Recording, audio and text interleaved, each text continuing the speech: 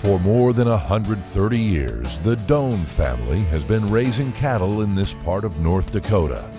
In fact, Blackleg Ranch has been around longer than the state they call home.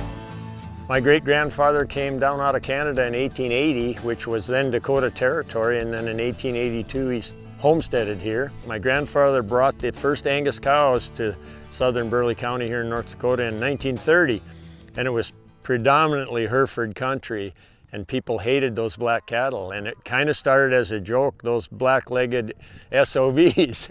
And my grandfather was just enough of a character, he named it that.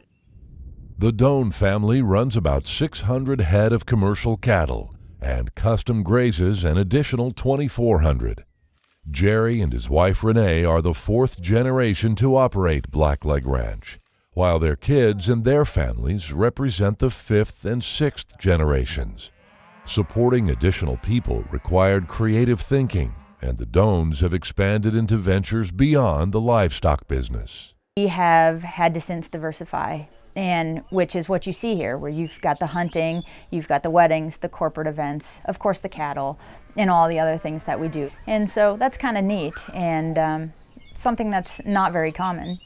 The Doans have placed an emphasis on soil health to help boost the land's productivity and generate more income. They use an intensive grazing management system which increases the rest and recovery periods of their pastures.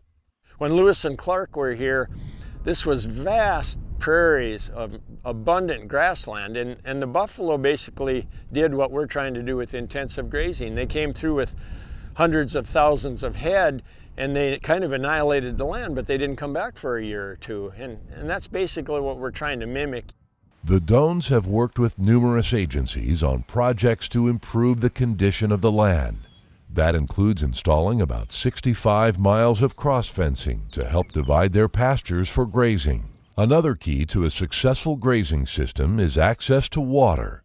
The Doans have installed 6 wells and more than 16 miles of pipeline to ensure fresh water sources in each paddock. All of these stewardship efforts have the added benefit of enhancing the wildlife habitat on the Blackleg Ranch. At Blackleg Ranch, they have a deep appreciation for their long history, but the Doan family is always thinking ahead to future generations that will one day live and work on this land. We would like to see this continue and stay together for our kids and their kids and future generations to enjoy. I do want stewardship to not just stay the same, I want it to improve. You know, I think there's tons more we can do. We're not near where I want to be yet, you know, and I probably won't ever be to that level. I just want to keep pulling up that hill. We've got plenty to do yet, but it's moving in the right direction. Hi, my name's Jay Doan, part of the fifth generation on the ranch. I was one of them that was never going to come back to the ranch. Traditionally, farms and ranches, typically there's one family member, brother, sister, taking over the operation. And I have an older brother, so I said, see you later. There's way better things for me outside of North Dakota, what I thought. But I was fortunate enough that our family kind of thought outside the fence a little bit, diversified the operation, and it really allowed for me to come back. And now I have, you know, the 2 other brothers, a sister back on the operation, so I'm very grateful for that. But the other thing, when I was younger, I didn't really care about history, tradition, what my grandfather knew, and a lot of that, you know, died with him. We had the old Sears and Roebuck house, and if you guys do get a chance to look at a little bit of the history of our ranch on that flyer, there's a picture of the Sears and Roebuck house on the back, and it's a small picture. My grandfather was born on the kitchen table in that house, and he died in the same room 80 years later, just about 10 feet away from where he was born, which was really cool. But I do feel a lot of history died with him, and it's unfortunate that I didn't care at the time, and so I'm glad that the North Dakota Cowboy Hall of Fame, you know, is doing what you guys are doing, and we're in great presence with you guys here. Now, this Sears and Roebuck house, it was built in the early 1900s. Sits on the original 160 acres. Sits really close to where the sod house stood, actually. My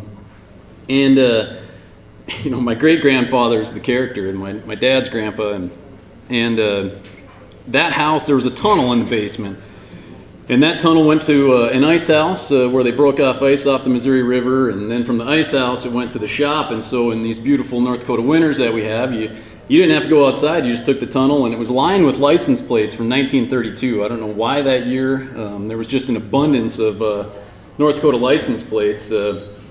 Some of the barns, they actually use these license plates instead of shingles or anything to patch up, or wood. They just use these license plates for some reason, which was kind of neat. But I guess we'd have traveling salesmen that would come by and come to the yard, and my great-grandfather would open the door, and he'd say, "Oh, just a minute," and he'd run down, cruise through the tunnel, go over to the shop and open the door, and he'd say, "Hey, I'm over here. Don't talk to that guy. That's my twin brother," and kind of have fun with it, you know.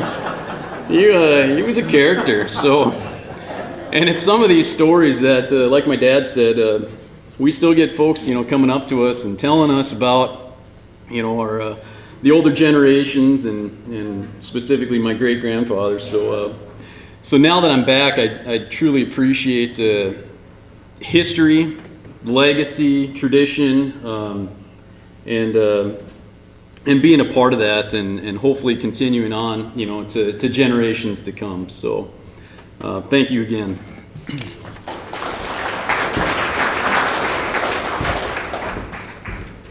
Hi, I'm Shanda Morgan, and I wasn't going to talk, but I just had to express a little bit about how proud I am and how much pride I have in coming from a ranch that was homesteaded in 1882. And like my dad said, we are the 5th generation, and our kids are the 6th generation. I had the only 6th generation for a long time, so it's hard to get into this, saying the rest of them have it now. But anyway, and we're the same family that homesteaded the ranch, and that's pretty uncommon as well. And it's pretty, I have a lot of pride in the fact that my ancestors have done so much for the land and the state of North Dakota and telling our story. And I'm part of the Rural Leadership of North Dakota program right now. And in doing that, we travel around North Dakota, and we go to a lot of smaller towns throughout the state. And I've really learned how important it is for not just us, but all of us to tell our story about the Western way of life, about ranching in the state, because this is what our state was founded on. And now it's really sad that a lot of the kids are not only 1, but sometimes 2 generations removed from ranching and farming. And we really try to go out there and to bring kids into the ranch, to tell that story, to explain to them where their food comes from. My kids go to school in Bismarck, and some of the kids that they go to school with think their meat comes from Walmart. And it's really sad, but it's kind of becoming commonplace. And we've had people from every state in the country and 40 countries come to our ranch, and every one of them tell us that we need to tell our story, that we need to get it out there because they don't understand. And I just wanted to express a little of that with you all, and we're very honored to be nominated, and thank you for having us.